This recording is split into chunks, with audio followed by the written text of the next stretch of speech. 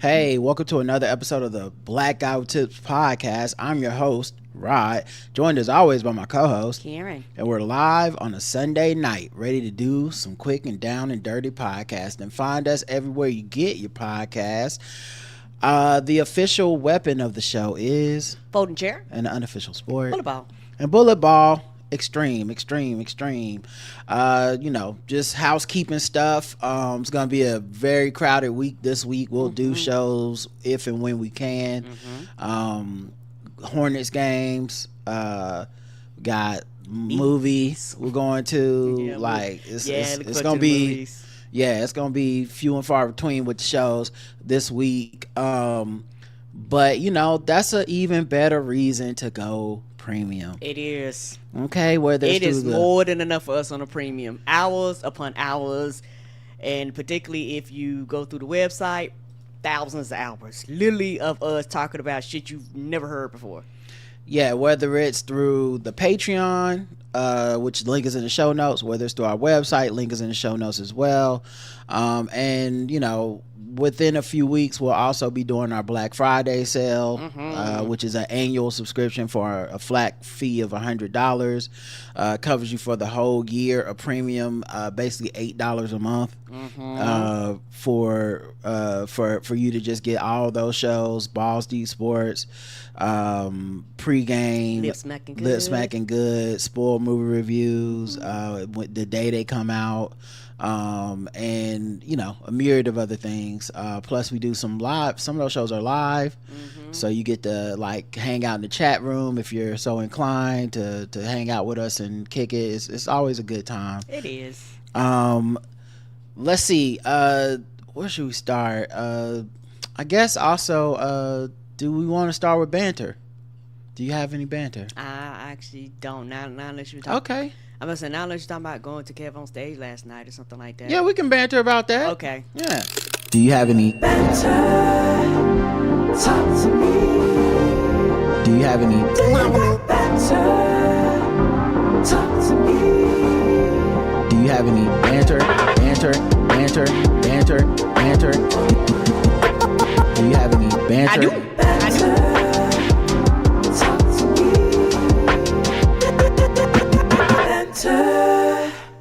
Talk to me. Do you have any banter? I do. Banter. Yeah, so we did. So we went to see the Ball Brothers comedy tour for 2025. We got to see it. It was in Charlotte, in our city, last night. Of course, Kev on stage. To hear more. Why am I drawing a blank on Tony's last name? Baker. Tony Baker. And I always forget the dude that opens for him, but he's funny too. I want to say his name was Rob something. God forgive me, I'm sorry. But yeah, so we went to see it. Kev of course came through the city, and whenever he's coming through my city, I just tell him, make sure you check in, because the podcast comedy streets is dangerous out here. Like a lot of people don't know. A lot of people don't know. You come to people's cities, you don't check in, you don't tap in, anything can happen to you. I can't be responsible for your safety in my city as a black comedy podcast person. I don't control anything else. Like if some gangs want to get you, the gangs gonna get you. I can't stop the gangs. But the other comedy podcasts, I got them on lock. So last time he forgot to check in, and I just tapped him on the shoulder a little bit, like, Kev, make sure I don't want nothing to happen to you. Just make sure you check in for your safety. The comedy podcast streets is talking. It's making me look weak. Strong. I have to run the Charlotte comedy podcast streets with an iron fist, or it's all gonna fall apart. Motherfuckers get the wrong idea. They out here checking you and shit. They taking a piece of your Patreon money. We don't need that. And I know the stage crew is deep, but you know what I'm saying? Yeah, it's just this, they can't always be with you 24/7. So I'm just trying to make sure he's okay. So he texted me last week and was like, "Hey, did you want tickets to the show?" And I was like, "Yes," because I thought I saw. I didn't realize they were touring every year with it. So I had seen advertisement on my Facebook for it, like, hey, the upcoming show, and I was like, nah, we did that last year. We went to that. like I was like, I was like, damn, Facebook got to step their game up. This some old, like this some old ass shit. Yes. Like, but I saw it in passing, real. Like, I didn't read the details. I just saw the picture. Yeah, you was like, and it was one of those things too, where you log into the app and it shows you something right away, but then when you try to touch it, it goes away. It goes away. So I was like, maybe I imagine it just was fucking, the algorithm's fucked up. Right. But it turned out no, they are on tour right now. So we went to go see that last night, and man, it was awesome. We had a great time. Yeah, it was a great time. Really fun. And it was at the Evans Auditorium, right beside the Bojangles Arena. Yeah, for those that don't know how they do it this year, so last time we went, it was like a standard stand-up show. Yes. Like, you had your MC, you had your kind of your opener, and then you had your feature, and then you had your headliner. And the way that it worked, I want to say, Tahir was the opener, Kev was the feature, and then Tony closed the show. Yes, he did. And I mean, it was great. I mean, they're all of them are funny, and you know, all that stuff. But this is different. So you go, and I had seen their clips online of like people standing on stage between the two of them, and they would be riffing. And I thought, man, that's so funny. I guess they're doing a little bit more crowd work. The whole thing is essentially like improv crowd work. Yes. Like the whole thing. Like you go there. They have on the screen like a QR code on the stage. You tap in. You fill out a questionnaire, and at the end of it, you can select like, if they want to bring you on stage, yes or no, can they bring you on stage? And so you fill out this questionnaire, submit it. They go through it in the back, I'm sure, while you know the opener is going and all that stuff. Get there, find out like who they want to have on, and then they bring people out onto the stage after that. Like first they riff about like whatever. Like people can submit topics like, hey, can y'all talk about this? Can you talk about that? And I'm sure they come prepared with a couple that they would like to do anyway. Right. But yeah, so they kind of go in on that, and that was fun. And then after they did that for a while, they brought on people and it like just talked to them about their answers to the survey. Yes. You know, that was hilarious. Tahir actually did like a set prior. Yes, yeah. Tahir wasn't on stage with the riffing part, but he did his like 20 minutes or so, whatever, 10, 15 minutes. And then they came out and did probably an hour 15 together. Yeah. Kev and Tony. Yeah, they came out as a combo. I expected them to come out individually, but yeah, they came out as like a combo together. Yes. And I thought what was really cool was like how dope the audience was, because at this point you gotta know what you're getting into. Yes. And I think, you know, Kev, I mean, he can pack a house. Those people know who he is. Like, and you don't have to submit anything if you don't want. And you can also say, I can submit somebody I want to come on stage. Right. So they, like, Kev calls people on his phone, like, your whole government. Like, come down here to the stage. Like, I'm looking at my phone because I'm basically looking at surveys. Yeah, and unless you have like a nickname, like this one woman went by K $, but unless you have like a nickname or something, like that's you coming up there. And I didn't even realize it was like, you know, just straight up like that. They record it. Yes, it can be put on the internet, like whatever the best stories are. And people act kind of shy and kind of bashful. Some of them get up there and they're more like outgoing. Yes. But I like the audience is part of it too. They're performing. Yes. They're performing too, and I mean that in the best way. Like very interactive. Yeah, it was. And I guess they must have like Josh and some people filling them out in the back to feel, because they called out like 5 people, but only 1 or 2 come on stage. So I'm guessing they're filling out like who got the career, who could really do this. Yeah, I'm guarantee you some form of filter, because they probably have done it enough where they can probably almost immediately tell, okay, yeah, you're gonna be good. No, you're not. Right. Well, whatever it may be, because the thing is, the performance is a performance on all parts. Yes. And I had submitted like a thing, but once I saw how it was going, I was like, oh no, I hope I don't get called. Not because I don't want to get on stage or it wouldn't be funny or whatever, but literally because you are now backstage and you're not getting to see the show as much. No, you're not. And I was enjoying the show too much. I was like, no, I hope I don't get called. Like, I was getting nervous whenever he would call new names. Like, man, I hope I'm not one of them. Not that my life is so fascinating, right? But it was just like, I'd rather be out here, interacting, enjoying the show than backstage being like getting interview prepped or whatever. Yeah, that's probably what they're doing. And so they had some funny stories. I'm sure some of them they'll make videos out of and stuff. But like it was such a good time. It was kind of easy to get in and out of Ovens Auditorium. I like that it was. The parking is included in your ticket, so you don't have to do the whole like I gotta find a place to park, pay for parking. Now that was nice. I didn't realize that because a lot of places parking is always separate. Yeah, they kept calling Ovens Auditorium Bojangles, which was hilarious. Which is funny. They actually side by next side to each other. So I get it. I was thinking, baby, we is not in Bojangles. But chicken, ovens be in Bojangles, I'm sure. I don't know. Yeah, they got to make the biscuits somehow. But yeah, so we had a good time. We got recognized by a few people, which was cool. Like, and of course, it's Kev's fans, Kevin Hunter's fans. So it's people that's super polite. Yes. Like we watched the whole show and there was a couple behind us that recognized us, and when we got ready to leave they spoke to us, and I was like, oh man, that's that was like really polite of them. Yeah, and they probably recognized us when we first came in. Yeah, and there was like another dude that was a Karen Hunter rebel, and I think his name was Jay, and he was like, hey man, I know you from Karen Hunter, man, I don't miss Foolishness Friday.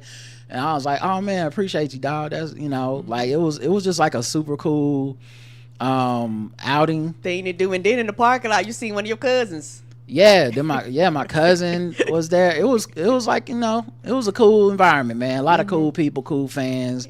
I always say you can tell a lot about people from their fans. Like, yes, you can. Whatever podcast, comedian, whoever they are, you could tell a lot about them from the kind of fans they have. Like the fans that it's a reflection of you, whatever you do. Like, yes, it is. You don't have to want to accept that reality, but it's the truth. If you think your fans are jerks, you might be being a jerk. If you think your fans are super dope and super nice, then hopefully that means you're doing a good job. Right.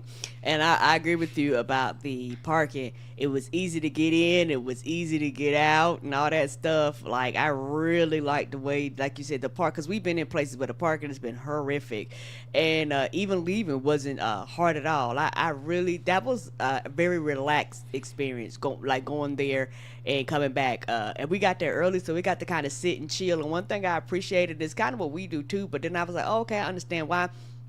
I don't know who the DJ was, but the DJ was playing all the black hits that everybody 45 and up would love, because child, they were going down the list. I was like, oh, he playing all the Negroes' favorites. I was sitting there getting my motherfucking life. I was like,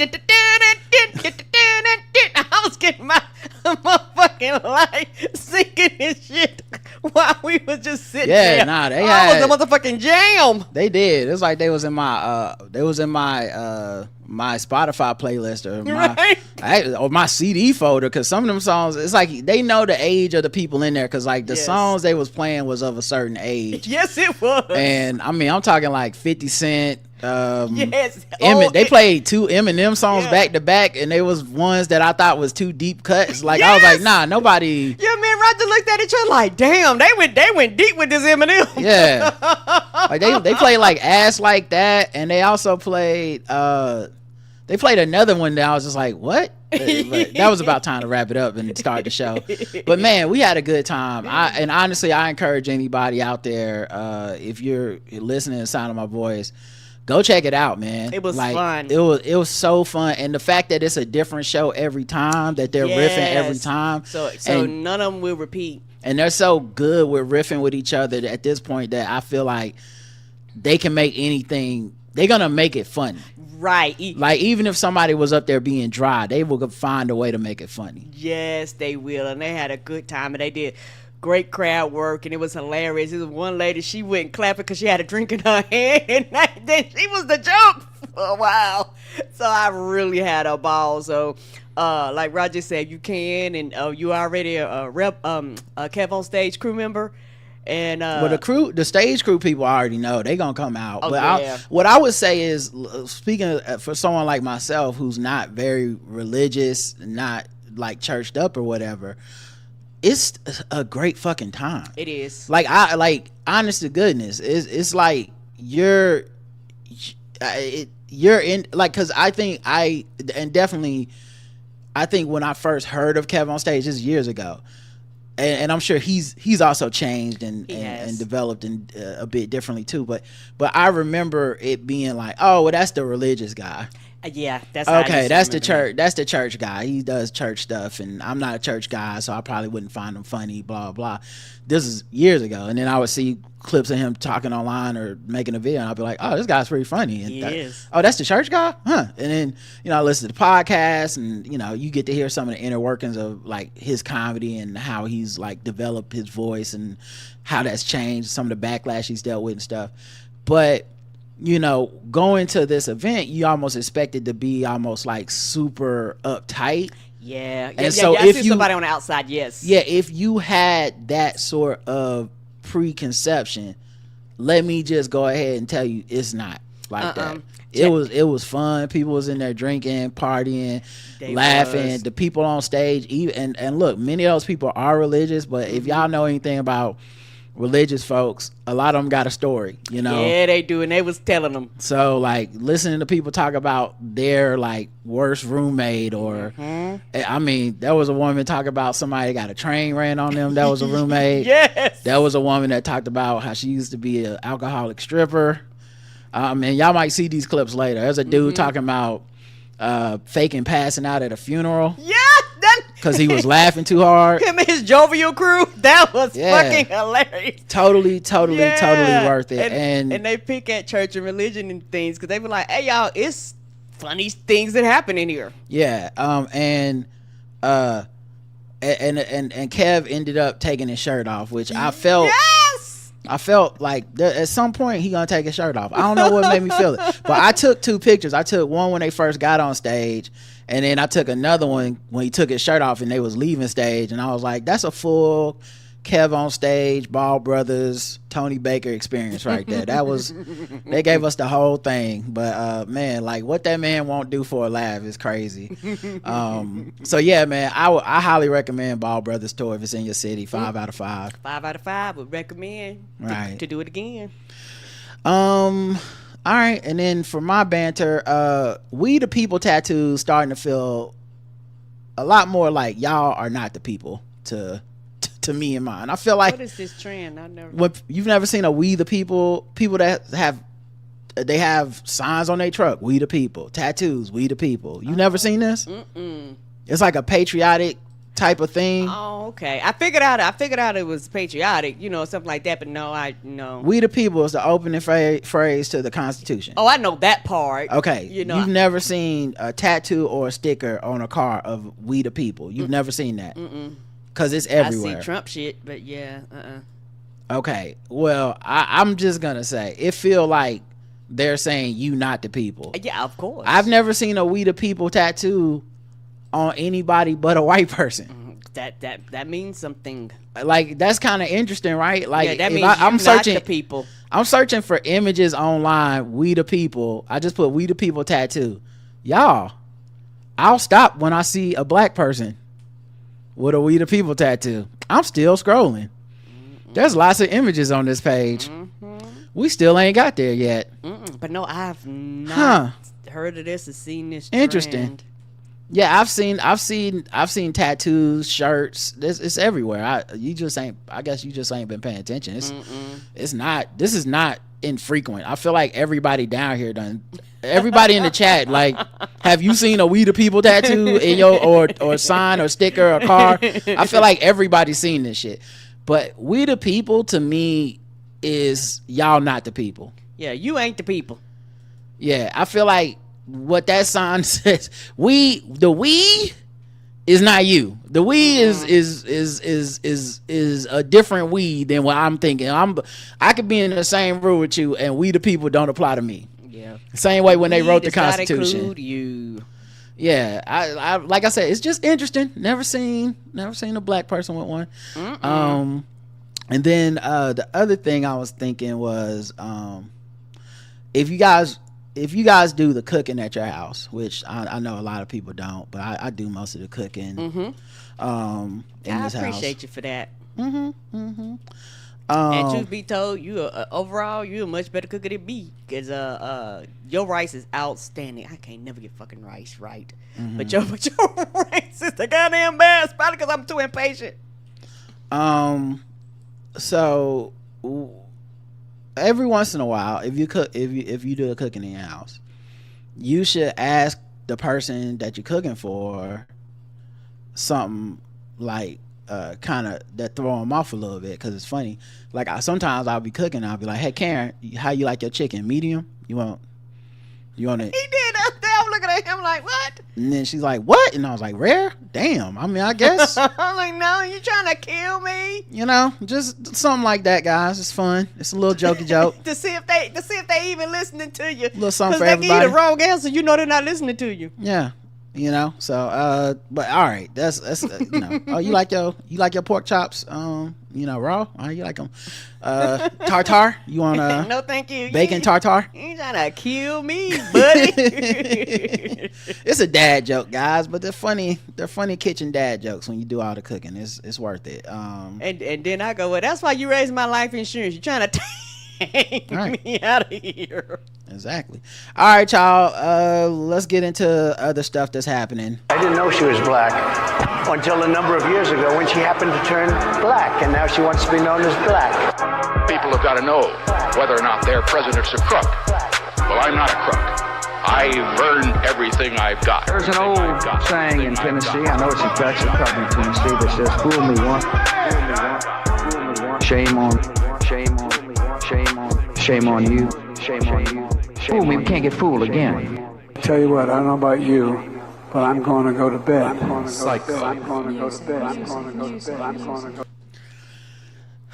Politics till we get mad. Shit is still happening. Still making people mad. U.S. Airlines delayed cancellations. U.S. Airlines daily cancellations is over 2,000 for the first time since the shutdown began. More than 2,100 flights got canceled on Sunday. Transportation Secretary Sean Duffy warned that air traffic across the nation could slow to a trickle if the federal government shutdown lingers into the Thanksgiving travel season. It's already been 40 days, I believe, today. And it's already the longest shutdown. Yeah. Just surpassed the other one, which he was the president of too. Yep.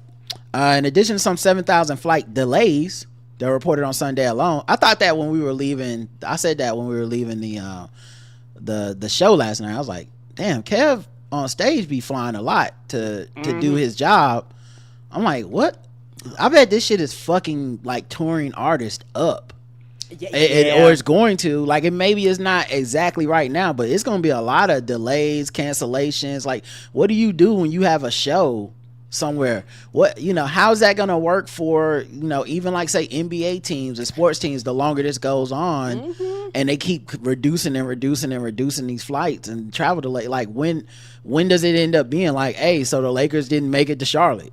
Yeah, because a lot of the every team, particularly in the NBA, every team plays at least every other team once, particularly if they're not in your conference. Yeah, and so it's like this NBA season kind of just started, so it's a lot of teams on the West Coast that you're like, hey dog, like you say, I'm pretty sure most of their flights are private and connecting, particularly with the NBA, but it's still like delays, layovers, and shit like that could cause a lot of problems. Yeah, so it's only going to keep getting worse until they open the government back up. Donald Trump promised a $2,000 check for every American thanks to tariffs. That ain't how that works. He made the exciting announcement on Sunday morning, blasting those who hated on his tariff strategy as fools. Tariffs affect us. You're lying. we pay for tariffs. I know because I work with a company, and child, they turn around. You got to can we pay these tariffs? Then they got to go back and look and see if it's pre-approved and bullshit like that. It making everything go up. We pay the cost.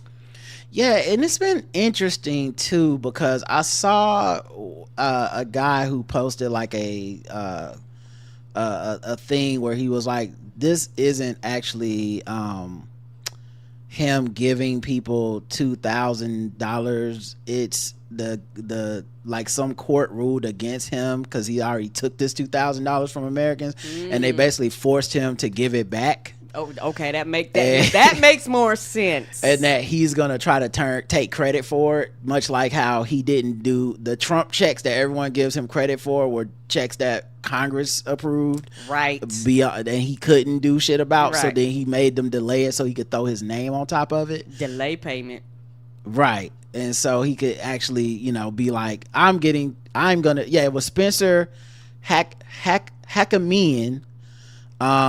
He's the founder of Tulu Capital Investment, daily podcast on YouTube, daily shorts on TikTok and Instagram. And he posted FY. So he said, breaking: to fight inflation, Trump will be offering all Americans $2,000 stimulus check. It ended perfectly last time we did this. And then he quote tweeted himself and said, FYI, if you haven't figured it out yet, this $2,000 stimulus check is just going to be the refunds the Supreme Court forces Trump to pay back. He stole $2,000 from every single one of you, and now he's being forced to return it, and he's acting like it's a favor. So who knows the exact manipulation of that. But yeah, I don't know, man. I don't trust anything this guy says. Nope. And I don't think that we're just getting $2,000 from a guy who is literally in the filing to the Supreme Court so that they could extend the SNAP denial, like so they could not pay SNAP benefits. They talk about him using hunger as a weapon in this negotiation. So I don't think that kind of guy has the heart and the spirit to go, oh, let's give everyone $2,000. Like I don't think a guy who's like forced to. Right. I don't think a guy who's like, we want to hurt people as much as possible. We want to make sure nobody gets, benefits and food stamps. But also I want everyone to get $2,000 because, I'm a nice guy. Yeah, it's your tax money, ain't it? So he giving you your tax money back. Right. Get out of here. And also, like, if you get it. Right. Because I guarantee you, most people probably won't even qualify for it. Yeah. I mean, qualify for it. I'm not talking about qualifying for it. I'm saying he's a liar. Yeah. Oh, yeah. So, I can see him saying that and nothing happens. I agree.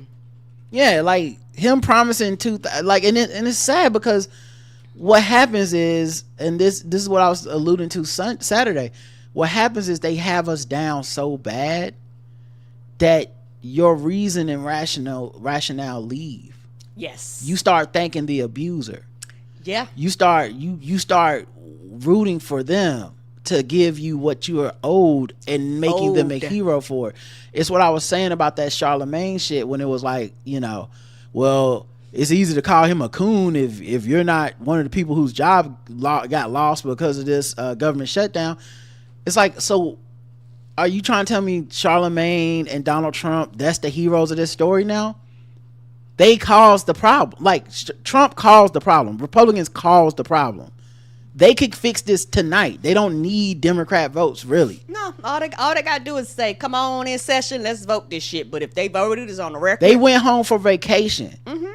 And we're going to blame Democrats because we're like, you got to be the adult in the room. And the second they don't get shit out of it, which they might not get shit out of this, if they come back to the table and they just go, well, everyone was complaining, the suffering was too much. Guys, we're not going to get anyone's health care. We're not extending the Affordable Care Act. Sorry, everybody, but nothing to show for this except 40 days of y'all suffering. Right. People are just going to use that as more ammunition on why they hate Democrats and they're feckless and they're weak and they don't do shit. They will not go, thank you, Democrats. Y'all were the adults in the room. You got the government back open. Yeah. I know we lost, but wait until next midterms. We're going to reward you and we're going to get this country. They don't do that bullshit. They're not going to do it. And that feels like the same thing that happened with the stimulus checks the last time, where people go, I got that Trump check, and you're like, oh, you're fucking stupid. Right. It worked on you. Yeah, the fuck, child, that money's been gone. The fuck you talking about? Like we're not talking about a check he cut you 5 years ago or 6 years ago. We talk about today, right? I know. I'm not confusing those two things. I'm saying at the time it worked. I'm not saying the money's still there. I'm saying I know people that quoted that like it was something. Like, yeah, Trump wrote us, but we got them Trump checks. Like that. Like, I'm like, so you're either that uninformed or that ignorant. But I don't know what to tell you. But that he's playing you and you're going for it. Yes, he is. Speaking of playing us and going for it, Donald Trump makes stunning flyover for first NFL visit of the season. The fact that this is written as if he's planning to do this more than once is already crazy, because the logistics that it takes for Donald Trump to be at an NFL game is crazy. The amount of money and security. Exactly. He did this at the Super Bowl, and it basically made it so that the halftime show they couldn't do fireworks, because that's what it takes when the president's in the building. They got to secure everything. Yeah, you can't do shit. Here's the other part. It's a government shutdown. Yes. This is the guy who talked about cutting costs. This is the guy who lauded Elon Musk and Doge. The guy who said they're going to cut all the Democrat jobs, whatever that means, out of the government. The guy who says he doesn't want to extend SNAP benefits, even with the emergency funds he has, because he knows that Americans being hungry will weaken the negotiating platform for other politicians. That's who he is. There are planes grounded right now. There are flights being canceled. There are FAA people working without getting checks. Right. This motherfucker flew over the stadium so for a photo op. Then, if to add insult to injury, put salt in the wound, he goes on TV and gets in the booth with Kenny Albert and Jonathan Vilma. I was so goddamn mad. I'm not even gonna lie. And starts commenting on the fucking game, like anyone gives a fuck. Right. This isn't Obama picking his like college bracket or some shit like that. There's a government fucking shutdown. People aren't eating. People are worried about where they're gonna stay. Right. People are coming up on past rent due. Yes, past rent. Rent nigga. was due on the 5th. Okay, you're joking and posturing about possibly not even giving people back pay, and you're on fucking TV, like you're a fucking celebrity, right? Like you got a movie to promote, and also lying about how great the economy's doing. And of course, like I saw, a couple people. The person was like, yeah, and Jonathan Vilma, who looks like, I guess is a brother. I don't know where he's from, but he looked like a black man to me. He was like, he was skinning and grinning and sitting up there acting like da da da. And I was like, here's the thing, that decision is so above him. That's what I'm about to say. Yeah, he could be like, he could be 100% MAGA and loving Trump. He could be. I don't know, but I would not assume that from that video, simply because, unfortunately for him, his job is to be a likable play-by-play guy. Yes, it is. On Fox. And at the end of the day, whoever decided to have Trump on decided that shit for Jonathan Vilma. And the way that these Republicans are and how petty Trump is, I don't even think you can really look like you're voicing any level of displeasure. And also, you're completely out of your fucking league. Like, you're not a political analyst. You're not there. Right. And so when he's sitting up there lying about the economy, what is it going to be, a follow-up question? He knows what he's doing. Right. These are journalists. Like, not trying to funny. Like, we're here to talk about that game. We don't care. Not that we don't care, but, we're here to talk about what's going out in the field. You're there to shake hands with him and smile in the camera and go, oh, thank you, Mr. Trump. Thank you, President Trump. Oh, you have a good day. That's what he's there for. So I'm not gonna denigrate the personal politics of those dudes because I don't know it. Now look, if something else happens and there's a reason, maybe, you know, he'll come out later and defend himself and be like, actually I love Donald Trump. I don't know. Right. But until then, right, I'm like, we'll just have to see. But yeah, I'm not gonna immediately just assume things like this nigga got his job just like everybody else go to their job every day dealing with people like this. Right. And I think when we make things so personal because we're so upset and we're trying to be like as petty as possible or whatever, I think we just missed the obvious, which is like, this is a government shutdown. This dude's doing photo ops at the fucking NFL game. That's what's happening. Mm-hmm. That's disgusting. Wasting taxpayers' money. You know, it's like, how much shit does this dude, is he gonna just keep getting away with? Right. It's just infuriating. Right, and there's people. I wonder what he's gonna do today. I wonder what he's gonna do tomorrow. This guy just pissing. He's pissing all over us. He's pissing on you. What does it taste like? Chief, what does it taste like? Because you know what? It tastes like piss to me. So yeah, I mean, fuck is who cares about his NFL analysis when the government shut down? Right, nobody. Cause at first the way they did it, I was like, what the hell is happening here? And the dude said about Trump, I'm like, nigga, I'm watching the red zone. What the fuck Trump got to do with the red zone? I was so confused. Yeah, it's trash. And he also floated out through the White House that he would like to have the new Commander Stadium named after him. This is what he's talking about while you not getting a check. Right, while you're not eating. This is what he's talking about where your premiums might go up. Right. This is what he's talking about why you might lose health care. Mm-hmm. This is what he's talking about, naming a fucking stadium after him because it would be beautiful. A complete fucking narcissist. And we let this guy be in charge. Yes, we did. People voted for this. Yes, they did. And the people that, you know, we put in office that we're supposed to hold them accountable don't. Right. This is, I don't know. It's just sort of, I don't know. But yeah, that's the disconnect is crazy. And I mean, I do think it's a good thing that people are showing up to vote right now, because I feel like that's a lot of people's way of saying like, yeah, this is way worse than I fucking thought. Because in order for the numbers to be what the numbers are, there's either people who A, didn't vote last time and now they're voting. Agreed. Or B, people that voted last time and voted for him but now they're voting for blue throughout their states. I still feel like it's too little too late, and I don't know why the fuck you thought you could play like this. Everything he's doing was telegraphed before. Yeah, he said he was Gutting Snap is in the Project 2025 or what. So like, you just didn't think you was gonna be impacted in Missouri and all these like 80 to 90% white people. It's like, hey dog, y'all on these benefits too. So if he cut them, he gonna cut them for you too. And the other thing that's funny too is, a lot of these people thought they would, like, us being so upset that he is in president would fuel them through the suffering. Yeah, they did. Like, they were like, oh, temporary. Liberal tears or whatever. But you can't eat off liberal tears. No, you don't make money off liberal tears. You losing your farm off of these liberal tears. Yeah, I saw Sydney Sweeney had her movie come out this week, and it was like the worst box office opening, whatever, like some record for terrible. And I was thinking to myself, right, because MAGA don't really support a lot of art and stuff. They don't.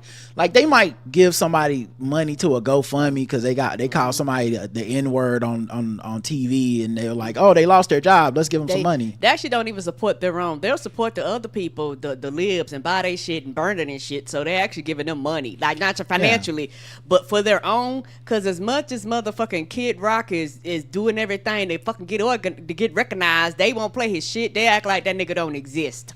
Yeah. So you know what I'm saying? Like, so they don't support, you know, their own, all these comedians and shit like that, nigga. They're not supporting you. They're just talking, like you said. They don't support shit because nothing is funny. And what's so ironic about it, the same shit y'all claim the libs is, y'all consistently go and take the lib shit. Y'all, because y'all don't have y'all own shit. So y'all go take our shit, then somebody got to sue you or demand that you don't play their shit, because it's like, the fuck? Everything I stand for, you the goddamn opposite. You want to come, you know, eat our food, play our music, and do everything else, but then turn around and tell me to kiss your ass? It's like, Lee Greenwood's not selling out stadiums. He's just a guy you bring up when you mad that Bad Bunny is the halftime show. You see what I'm saying? But like, it's funny, like Sydney Sweeney movie didn't take a bump. Even these companies that capitulate to right-wing like harassment campaigns, they never see a bump. Like Cracker Barrel didn't take the dude off the sign, didn't put the dude back on the sign and go, "Ooh, business is booming." Like they basically were like, "Oh, we never recovered."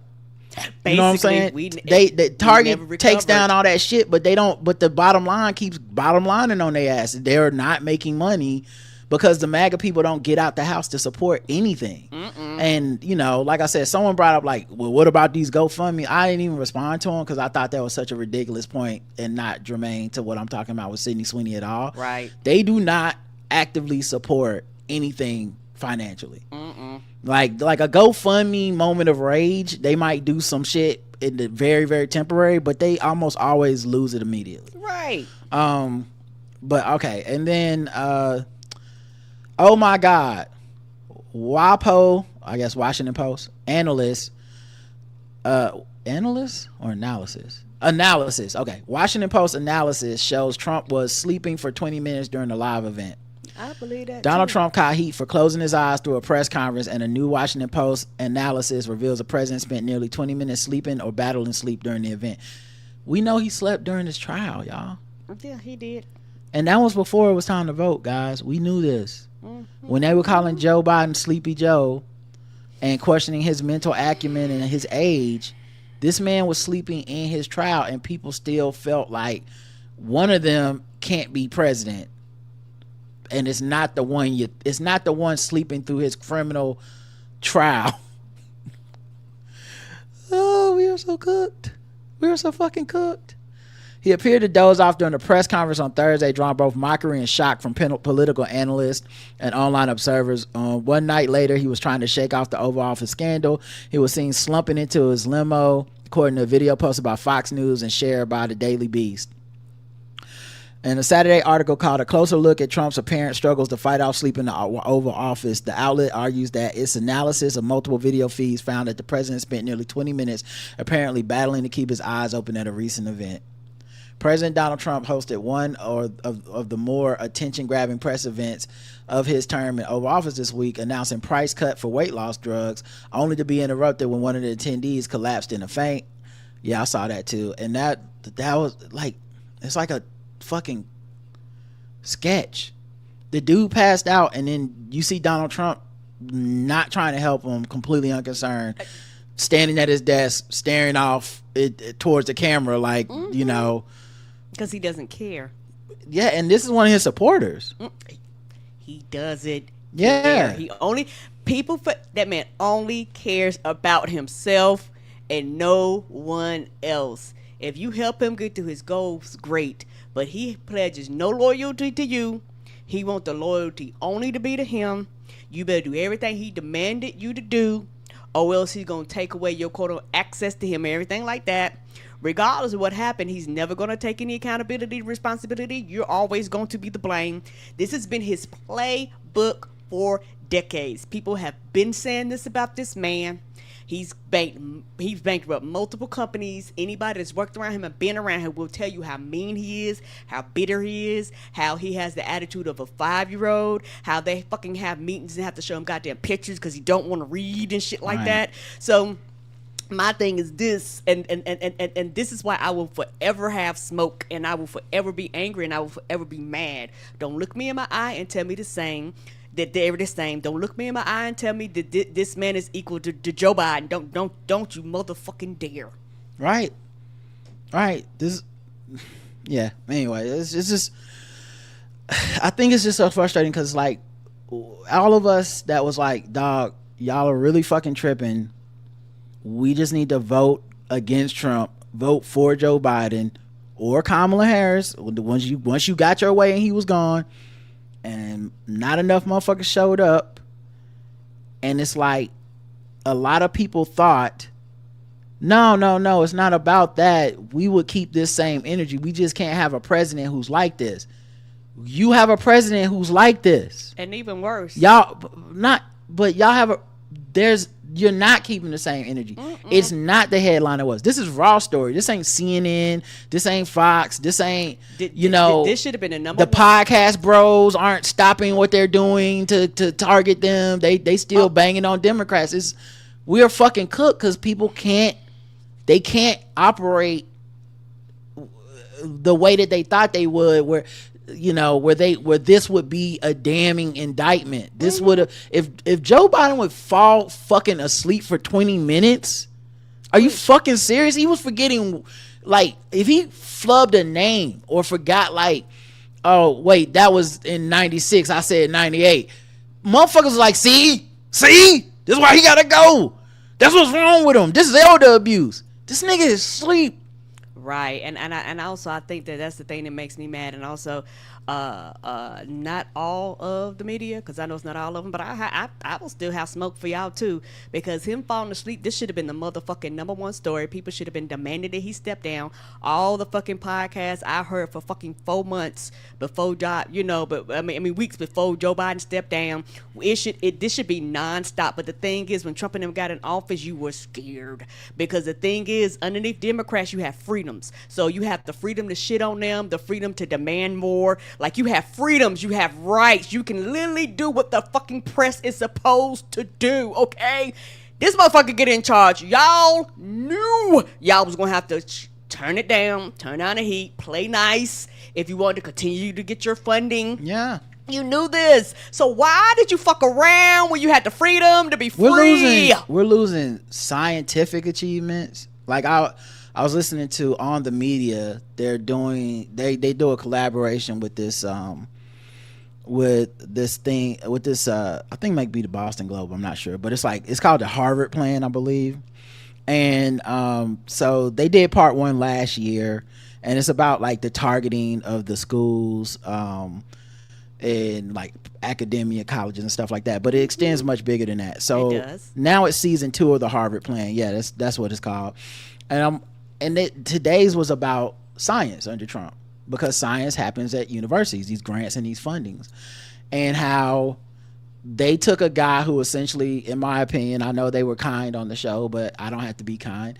They took a dude that essentially turned into a crackpot because of COVID. Like, his data was like, actually, I think we don't need any level of real lockdown. We just get herd immunity. We should just everyone just keep going to school, be doing stuff in person. And I guess, never mind the hospitals and that were full of people dying. And with no vaccines, he released a paper that was like a month before the vaccines dropping, like, we just need to open everything back up.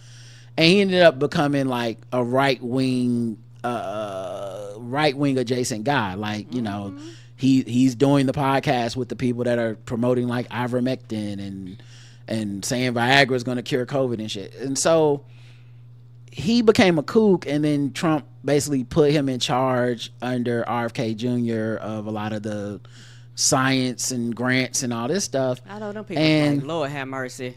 And that's just another thing that we've lost under Trump that is completely hypocritical, because this guy's whole thing was like, yeah, they chastised me for my freedom of speech. I wrote this paper, and then they were like denigrating my research and saying I was like almost basically a crackpot or whatever, like he's like that. I went to Elon Musk, let me go to Twitter and show me my name was on a blacklist because the government under Biden had said, look, we're trying to like limit some of the either misinformation or things that are threats to public health with these people who are like, hey, open up, COVID's not real or whatever. Not saying he said COVID's not real, but and so he took that and said that's the government suppression speech. Okay, if that's what you believe, took it to Supreme Court. Now he lost 6-3, and he lost 6-3 before. Like, this is not, so there's never been 6 Democrats, 3 Republicans. That wasn't ideological. That meant even Republicans was like, no, that's not the same as government limiting your free speech. Right. Okay. But under him, RFK Jr., Donald Trump, they are targeting universities about free speech. And judges are ruling in the favor of the universities. Meaning now there is a free speech argument, and you're on the other side of it. You're suppressing the free speech of universities and stuff because they're targeting universities going, oh, it's anti-Semitism, we got to knock it out. So we're cutting their research grants, we're cutting their, you're not targeting anything that would stop anti-Semitism. You're just punishing these universities to make them get in line with your anti-DEI stuff. Like you're targeting how many black people are employed at the school. Why would that have anything to do with anti-Semitism? So I say all that to say, like, it's very hypocritical, and I feel like part of hypocrisy is something that probably shouldn't be that infuriating. It's not the worst thing Trump has done, but it's the idea that he can sleep 20 minutes in a meeting. We talking about it. Who else gonna talk about this? Right. Because it's a foregone conclusion that it does not fucking matter for him. Right. If this was Biden sleeping for 1 minute, it's a problem. We would never hear the end of it. And so, like I said, there's always going to be a fire in me and an anger in me, because I think, truth be told, this is how I feel. There's a lot of dumb people and a lot of stupid people out there, and a lot of people that want to be ignorant, and a lot of people that won't learn, and a lot of people that no matter what they're being told, they're just determined that they don't want to hear what you got to say. Right. And a lot of people don't live in reality until reality makes them realize that it's real. So you can do whatever you want to do, but guess what? Your SNAP benefits is cut in half and or ain't coming. Your unemployment possibly might be gone. Your 401k eventually ain't gonna mean nothing. The tariffs is whooping your ass at the grocery store. You know, like that's reality. Regardless of the words that come out of your mouth, at some period of time, you have to sit down and look at what's in front of you. And we live in a world of illusion and denial. One thing that I realized about the internet, if you're not aware, and if you get to a certain point being on the internet, you will separate from reality. And that means there's shit going on like this in real life, but in your mind the internet will tell you the opposite of that. It will tell you that these things don't matter, they're not real, they don't really actually have even a fucking impact on your day-to-day life, but the reality is that it does.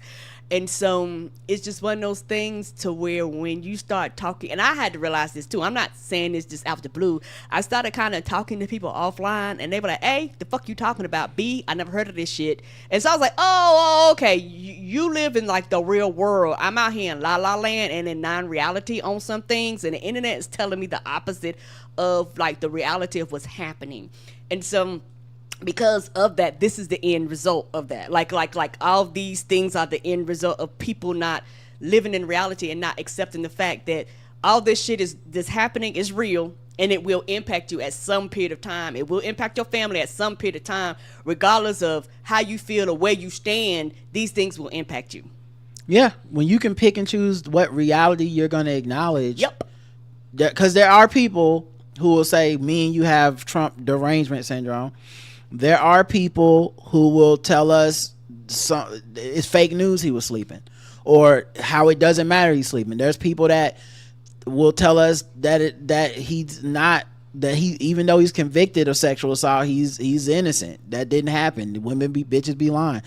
Like, yeah, you're right. This is the result of disconnected realities. We don't share a reality. And I think what we used to look at was like some level of media to be like, well, if CNN and MSNBC and Fox News and NBC, if they all kind of agree on the base level of facts, we were like, well, that's what is happening. And I think, one, with them all chasing ratings and Fox News kicking their ass by super serving people a fake reality, they were like, this is a capitalistic enterprise. This is not a public good and a service. Not a charity. So we need to find out what they're doing and do it too. So you got that. The second thing is, with the second term of Trump, how many of them are bending over? Yes. Like, they're just like, hey, this is what the people want, because the thing is, the power is in the people's hands. And so many people have been lied to, and their power is literally being taken out of their hands, and they don't even realize it. Because you talk to some people that was like, I don't know why they talk about the vote, my vote don't matter. Bitch, they are trying everything to strip that motherfucker away from you. That means it is worth more than its weight in gold. So my thing is these things actually matter. And an example of that is this quote unquote blue wave that we just had. Why? Because motherfuckers voted, and they voted while they still can. The blue wave thing, I think, happened because reality came knocking at the door. Yeah, I agreed. There's no amount of Fox News or One America or whatever. There's no amount of Steve Bannon that can make the cuts to your benefits be fake.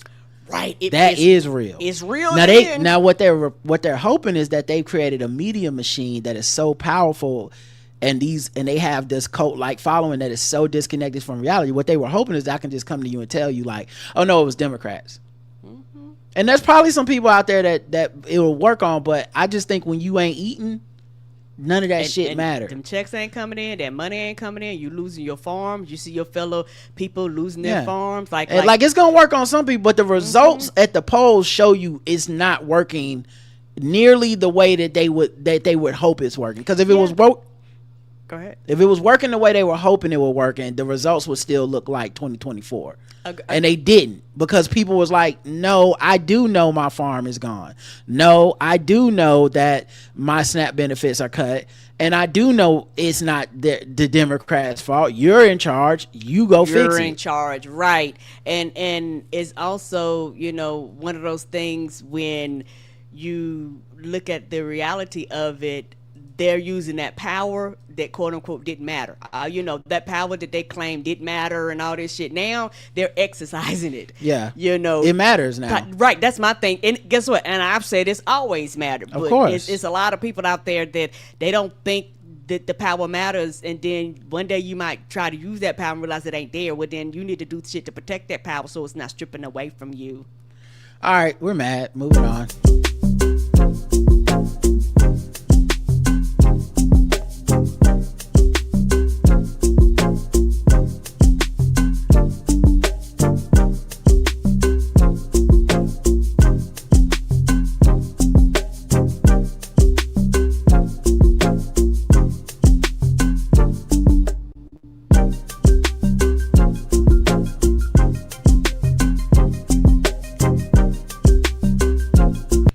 RK Jr. was there when that dude passed out too, and he didn't help. And I was like, yeah, because what is he gonna say? Is there a doctor in the house? He knows there's none. He kicked him out. All of them out of room, didn't he? Broke. We ain't got it. We ain't got it. Six Flags America officially closes after 50 years of operation. All the Six Flags? They not leaving no flags up. Oh shit! All the flags is gone. After more than 50 years operation, I don't know if all the parks. I don't know. Okay, I just know all the flags. I meant at this location they took all the flags. They didn't go. We 3 flags now. Okay. Okay, so half the ride's gonna stay open. I'm okay. I'm with Pick you. and choose. Some days you could take the roller coaster. After more than 50 years of operation, and East Coast Six Flags has officially closed its gates forever. It's Bowie, Maryland. Oh. Sunday, November 2nd was the last time they welcomed guests. Thank you, Six Flags America fans, for 50 years of family fun. We will always cherish the memories made together, the park wrote on social media. Six Flags America, alongside Hurricane Harbor Water Park, operated more than 100 rides, shows, slides, and roller coasters. The move to close the park is part of the company's ongoing efforts to restructure and address ongoing debt.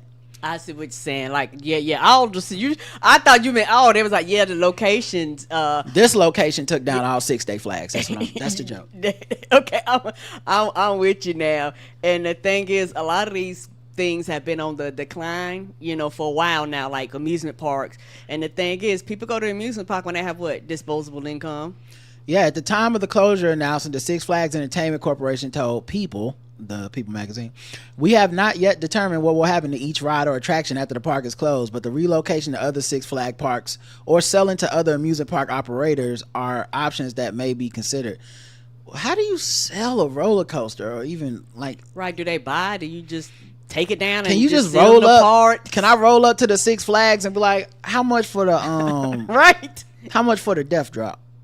What y'all asking for? What y'all willing to pay for it? Can y'all install it in my backyard? Like, if I ask y'all, can y'all put it in the crib for me? Right. If I got the land, can you put it up? I'll pay for it, but y'all got to include shipping and handling. Come on. Yeah, shipping and handling got to be included. I'm going to need y'all to set it up for me, too. I don't know much about all these nuts and bolts, but I'm going to need y'all to set the water the water park ride up for me. And then train my employees. That got to be in the cost of it too. Yeah. At the Six Flags merger with Cedar Fair in July 2024. What is that? The company now owns more than 20 amusement parks, water parks, and resorts in the U.S., Canada, and Mexico, including Six Flags Magic Mountain in California and Cedar Point in Ohio. In October, it was announced Kansas City Chiefs tight end Travis Kelce would be joining a group of high-profile business people to invest in the brand and enhance shareholder value and improve the guest experience. Yeah, that's that. Private equity. Yeah. Here we go. Yeah. I knew it was going to be in here. Y'all, I'm not gonna say I'm anti-private equity, but there's some shit private equity shouldn't be. They don't be making shit better. They sure don't, and particularly be careful in the hospitals because they said private equity done got in the hospitals. Like the strand, like somebody come in, they own like 4 or 5 hospitals, and people are like, y'all stripping everything, and y'all basically risking people's motherfucking lives for an extra dollar. Right. They should never be allowed to own. When it comes to certain things, no, you can't do hospitals. Like some shit, okay, but even with that, like I've always said, there needs to be rules and regulations. Y'all, there should be laws. Y'all can't come in here and strip shit. You need to make a profit. If you're not making a profit, what are you doing here? But they are making a profit. I mean, yeah, you're making a profit, right, but that's the whole point. But you shouldn't be allowed to come in and just strip it down to its bare parts. Yeah, and then the thing is they'll sell it off. You know, they're gonna sell off the roller coaster. I didn't know you could sell a roller coaster. Private equity ain't no joke, boy. They be coming in, they be finding a way. They be like, nah, you could sell a water park. Like, what? Yeah, okay. First we're gonna sell the boats one at a piece. We're gonna sell the bumper cars one at a time. Anybody want a picnic table? Is full of high fructose corn syrup spilled all over it. CarMax gonna have bumper cars and selling them. How y'all get bumper cars from Six Flags? We gonna spin off an operation called rent a bumper car. Come on. A lesser known farmer's almanac will fold after 2 centuries, citing money trouble. It's the Maine one, M-A-I-N-E, not the main one, the number one, but a 208-year-old Maine-based publication for farmers, the state Maine. Gardeners and others have relied on for planning guidance and weather predictions will publish for the final time. The Farmer's Almanac, not to be confused with its older longtime competitor, the Old Farmer's Almanac in neighboring New Hampshire, said Thursday that its 2026 edition will be its last. The almanac cited the growing financial challenges of producing and distributing the book in today's chaotic media environment. Access to the online version will cease next month. Well, damn. Yeah, I figured this one's probably just the internet killed it. Yeah, the internet killed it.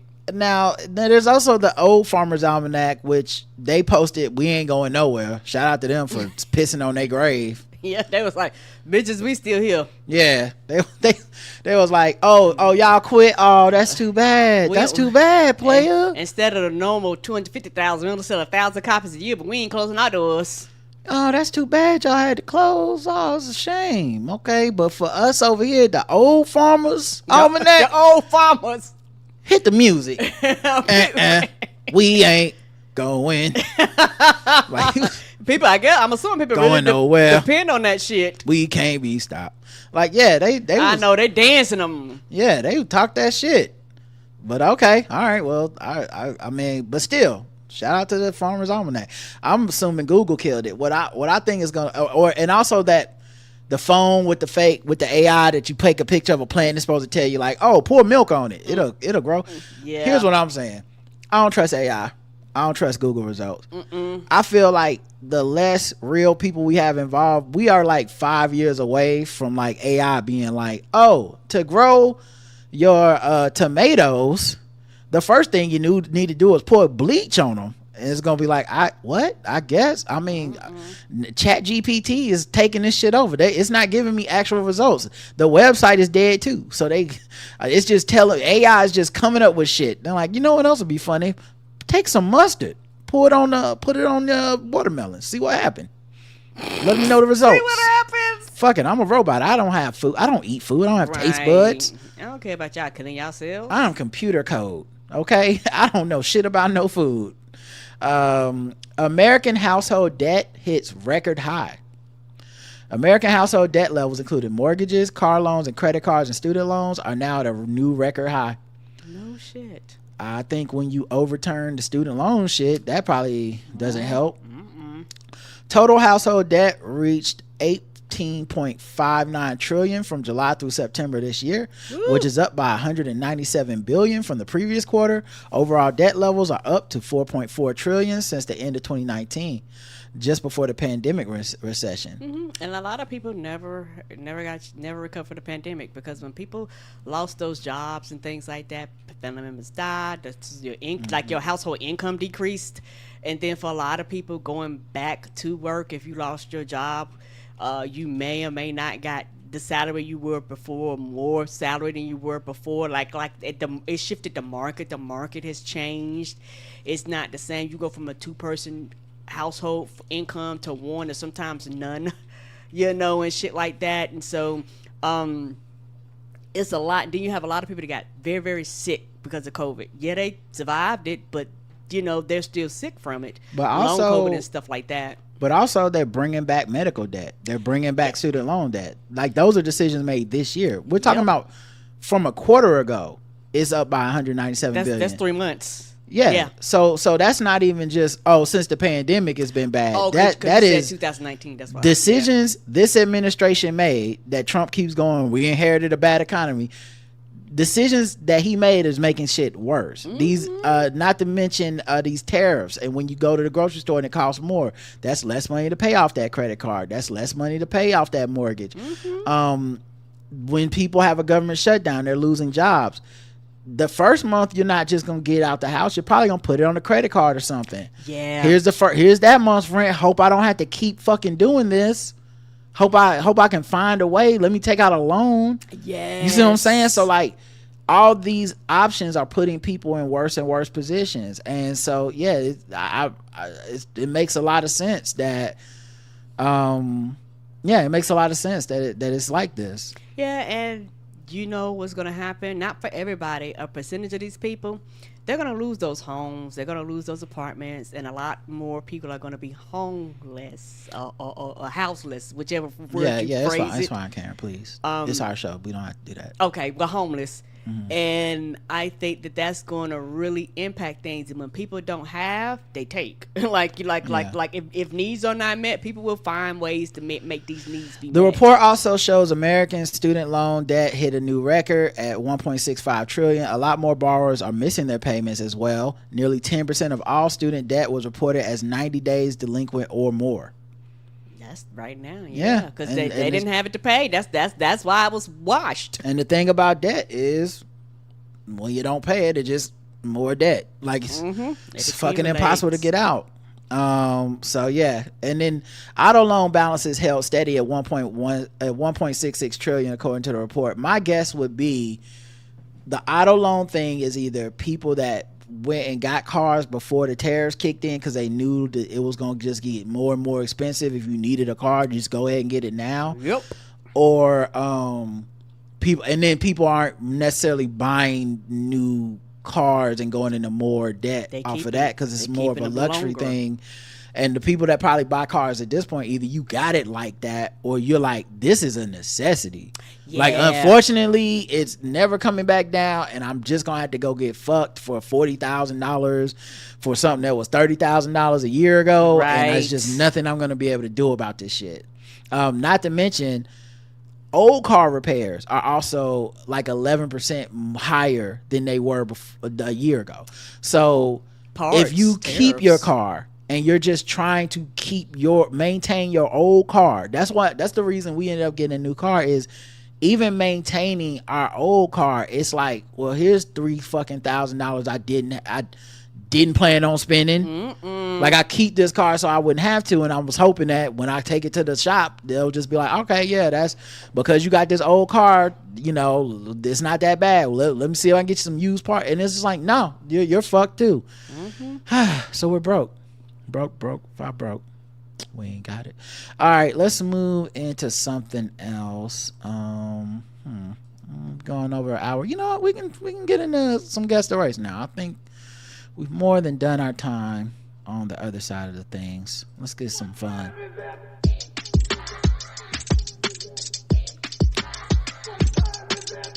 It's time to guess the race. It's time to guess the race. It's time to guess the race. It's time to guess the race. Guess the race. We go around the globe, find different articles, guess the race of the people involved. Karen guesses. The chat room guesses. These racist sons of bitches. They be guessing now. Man set fire to house so he could use insurance money to pay off credit cards. Damn, we was just talking about this. He want the people being impacted like they said Peter, Rob, and Paul. Finally, a hero comes through with a plan. Yeah, they did. They just happened to get caught. An Indiana man allegedly set his own house on fire because he was stressed and pissed off about his financial situation. He's like, I need some money. Travis Clark, 29. That's so young. Yeah, it is. So much that it must have been at 29. Was arrested October 27th after telling officers at the Winchester Police Department that he wanted to confess to a crime. I was eating him up inside. Police said Clark told officers that he set his own house on fire in late September, reportedly in an attempt to collect insurance money that would help him pay off his credit card debt. He was booked into jail and charged with arson. I wonder why he told. He told police he was stressed and pissed off that he was in debt with credit cards. Clark stated that he allegedly set a fire in his home laundry room before he went to work in the morning. But Clark also told police that he had allegedly attempted a similar scheme before. Court documents stated that Clark told officers he tried to set fire to his home 3 years ago for the same reason, but the insurance company did not investigate. The fire in September was investigated. He admitted to police he had searched how to start a fire on his cell phone. Oh, so he confessed because he was finna get caught. That's finna pull up that Google search. Last time he put the fire in and paid off the credit cards, they didn't investigate. They was just like, here's the payment, go ahead. And he was like, okay. They was like, again, no. And then he was like, you know what, this so easy. I'm gonna go ahead and keep these credit cards open. I think I can fix it this time. They keep track. They was like, we didn't investigate this one two times. He's like, damn, this debt going up again. Time to hit him for a lick. After meeting with an insurance adjuster, he allegedly took a butane lighter and torched the wire even more to make it look like more convincing for insurance costs. In a written statement, he reportedly said that he snapped due to his bills piling up. He was charged with 1 count of arson. He's posted a $1,000 bail shortly after. He probably put it on credit after his arrest and was released from jail. His next court date is February 2nd, 2026. At 28% interest rate. Right. Karen, guess the race of Mr. Travis Clark. Travis Clark, I'm going black. Karen's going black for Mr. Clark. Let's check the chat room, see what they believe. We're not gonna take it. White, says Black Rob. Black Rabbit, white. They made debt a moral problem. White. The correct answer is Karen said black. Everyone else said white. And everyone else, you're right. Karen was wrong. I was wrong.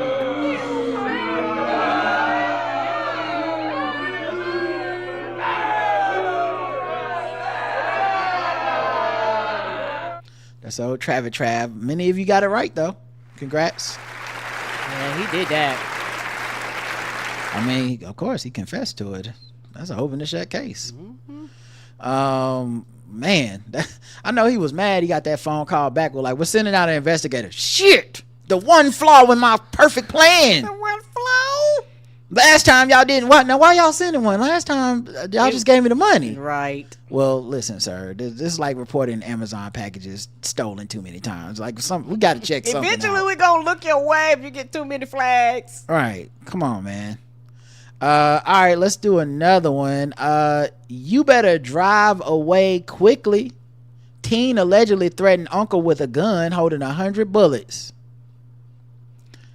A Tennessee teen. What kind of goddamn gun is this? 100 round magazine. Tennessee teenagers behind bars for allegedly threatening to shoot his uncle with a gun containing 100 round magazine. Nigga came with a Uzi. What is this? All because the victim was making his nephew leave for stealing from him. Well, that just what? Hey man, you stole from me. I don't appreciate it. Oh well, here comes 100 bullets your way, sir. Cause I don't appreciate the way you talking to me just cause I stole from you. Kevin Lowry, 18, is facing charges of aggravated assault, domestic assault, possession of a firearm during the commission of a dangerous felony, and possession of marijuana with intent to sell. Oh, he was a drug dealer too. Cops responded to a home for a call about a man with a gun. The victim reportedly said Lowry became upset when he accused the teen of stealing from him, and he told his nephew he would be taking him to his sister's house for the night. Lowry, who had a handgun on his hip, wow, shout out to Unc. You were talking to a kid who had a gun on him like that? Like, I know you're stealing from me. I'm taking you to live with your sister, with my sister tonight. And he's like, I don't know if you understand this, but I have the gun. I don't care if I am the nephew. I'm running shit now. He drew the weapon, took out the standard magazine, and replaced it with a 100-round drum. Oh, that's a move. Okay, because I'm about to say that shit don't make no sense. That's a move right there. He's like, nah, 8 bullets ain't gonna be enough. Ain't gonna be. I'm gonna be sure. Like 100. This seemed like a 100-bullet job. And I might hit you with 2 because I'm a bad shot. Once you drop me off, you better drive away quickly because I'm gonna start shooting at you, he said. The suspect left the apartment and the uncle called the cops. Officers spotted Lowry sitting in front of the apartment, and when he stood up, a gun and high-capacity magazine fell from his lap. He also had marijuana on him. Well, I think he got bigger problems than the uncle now. He's probably going to go to jail. Police spoke with Lowry's aunt, to whom he allegedly sent a picture of the gun, and said if his uncle did not give him the money to make it back to St. Louis, he would make the victim lose everything. Cops took Lowry into custody. He remains in custody on $25,000 bond. Karen, guess the race of Kevin Lowry. I don't know no black Lowrys, and not even Mike Lowry from what's that? Bad Boys, Will Smith's character, Mike Lowry. Okay, nope. Karen knows no Lowrys. I'm black. I know black Lowrys. Oh, you do know? So you say you don't know the white Lowrys? Yes, I don't I'm sorry, know I heard white you Lowrys. wrong. I'm sorry. Yeah, like Lowry Seasons and Sauce. Okay, black people made that shit too. Okay, so didn't know white Lowry made that. So you go black? Yes. All right. 100-bullet mag with gun turned to the side, black. That's Lowry seasoned salt black, belt to ass ASAP black, cues up crosswords by Bone black. Yeah, he's not gonna miss his Uncle Charles with 100 bullets. He's gonna hit him several times. Tarantino vibes black. This story is blacker than a comedy show at the Bojangles Theater, which is really the Ovens Auditorium. Ain't no white folks in St. Louis black and black. The correct answer is black. Everyone said black.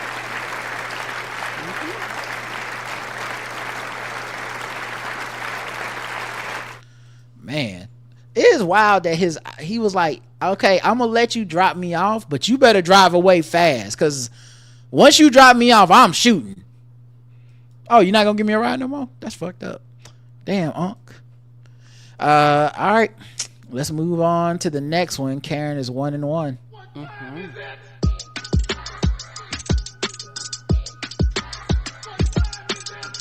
It's time to guess the race. It's time to guess the race. It's time to guess the race. It's time to guess the race. Hillbilly Boxing Club included minors duking it out in a cage in the middle of a field. 2 men are facing misdemeanor charges after their alleged cornfield, or how about tobacco field? What kind of field was we boxing in? 2 men are facing misdemeanor charges after they allegedly organized a fight club dubbed Hillbilly Boxing, in which minors would fight in a cage set up in an Indiana field. Nolan Roberts and Damian Foster stand accused of failing to obtain a gaming license. I like that they weren't like, this is illegal to make kids fight. They was like, you didn't get the proper taxes. You didn't fill out forms 27A. You didn't fill out the proper 401k. So come on now. You know you got to turn that. That's got to be in triplicate before you make the kids fight to death. Come on now. Come on. And you know Bessie would have gave it to you. Shit away the fee. You know they know everybody in this little town. According to Dearborn County Prosecutor Office, cops received a tip last month about an 8th grader at East Central Middle School participating in fights that were occurring in the Sunman area, which is the southern eastern part of the Hoosier state. I have a feeling who called that tip in, guys. I got a feeling how that call went. Hello, it's the police. Hey, it's some people. They're fighting in a field. They're making kids. They're beating me. They're not beating me. They're beating people up. You're like, can we talk to your mama? No. Click. This is not. I am my mama. Bye. Click. Come on. You know that's how they went. I am my mama. Come out to the field out here. They're gonna do it at 3:00 today. The Indiana giving address and stuff. Right. The Indiana Gaming Commission also received a complaint with similar allegations. Investigators found at least 8 videos on YouTube. They was come on. Who was posting it on the Hillbilly Fight Club YouTube page? Oh my God. They must have been. This is a throwback to back when they had them DVDs like bum fights and ghetto fights and shit like that.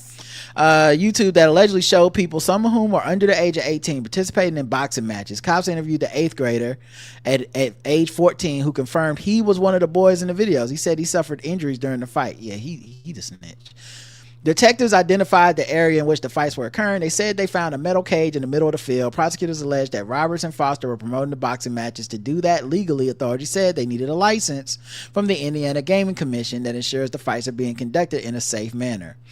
The videos online that capture these alleged crimes are very disturbing, to say the least. They show young people, some of whom appear to be juveniles, engaging in brawls, sometimes with adults. Oh damn! Not in the same weight classes. Yeah, I know that's a kid. Right. A kid had to call that in, dog. Yeah, got their ass whooping and was like, nope. Right. Dedden said she was disappointed by the fact that prosecutors could only charge them with misdemeanors until the Indiana legislature addresses the issue of unlicensed fights involving children. You know why that's a misdemeanor, guys? That's one of them things that people didn't think would happen. Right. They're like, they probably thought even making it a misdemeanor, they're like, here comes John being all motherfucking Mr. Dr. Oz and toss the T's. Yes, we will make a law that you can't make children illegally fight each other in the field. And that person was on their ass until they passed even the misdemeanor law. That person was at their office. They was like, fuck, can we just pass this goddamn law so this lady will quit showing up? I'm just saying that when they came up with this, I don't even think it was happening. I'm saying that was probably 1805 or whatever the fuck when they was like, okay, so what other laws we get? No fucking chickens. We get it, John. No, we wrote that last week. Cows. Don't have sex with the goats either. Right. Okay, you can't sell cow milk but label it woman milk. We got it. Damn. This guy needs weird fucking laws. Who the fuck you want to do this, John? Who the fuck is making children do it Fight Club? And then John's somewhere in the grave right now, like, told y'all. Until such time, we will use the tools we had to prosecute the individuals, blah, blah, blah. Suspects have posted $5,000 bond. The next court date is scheduled for December 4th. I say watch out for that 14-year-old. Y'all need to put them in witness protection. Because they know it's him. You know they know it's him. They know who snitched. They like, Billy, come on. Fucking up the money.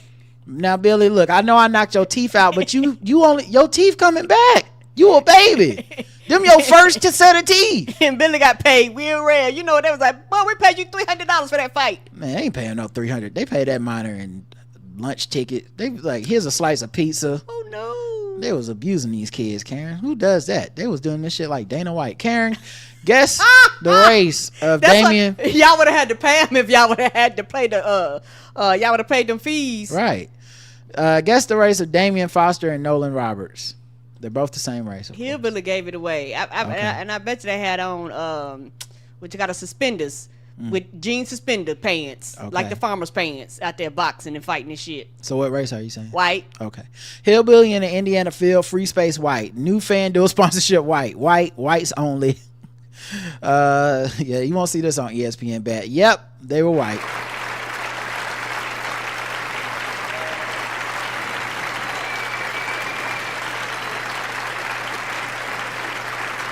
Would have been awesome if that was black though. That would have blew y'all's minds. Yeah, that black people was promoting it, and they called it hillbilly fighting. Which I mean, if you think about hilarious. It, bum fights. The people promoting it wasn't the homeless people. That's they was too. Making them fight. It's like, what if you could have been any race and ran bum fights? We don't know. All right, sword ratchetness time, and then we'll wrap this one up, guys.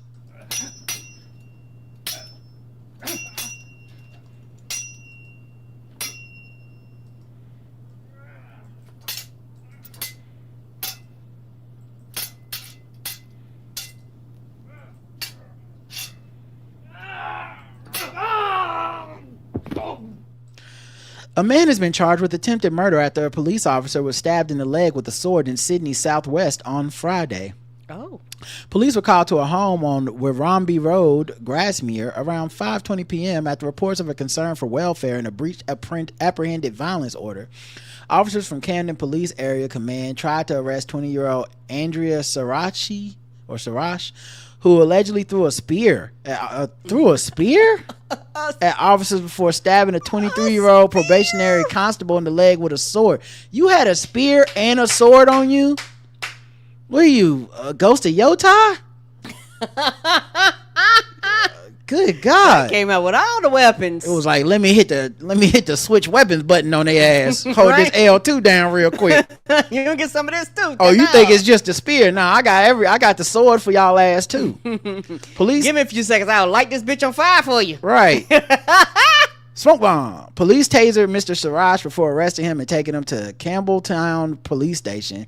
He was then taken to Campbelltown Hospital for treatment. The injured officer was taken by NSW ambulance paramedics and then taken to Liverpool Hospital in a serious but stable condition where he is awaiting surgery. You know what that tell me? This little ass town, they like, your injury gets so big, you got to go to the big city. Yeah. Yeah. Well, they took the officer to the gut one. Yeah, they did. They was like, you got to go 100 miles that way. So, yeah, man. Shout out to those officers. They got body worn footage. So they got it on camera. So this person's probably going to jail. I would assume so. All right, y'all. That's it. Thanks for listening. We'll be back, like I said, through the week. Possibly be back throughout the week. If not, see you Saturday, I guess. Until next time, I love you. I love you too. Mwah. Bye, everybody. Have a good rest of your night. Peace out. Peace.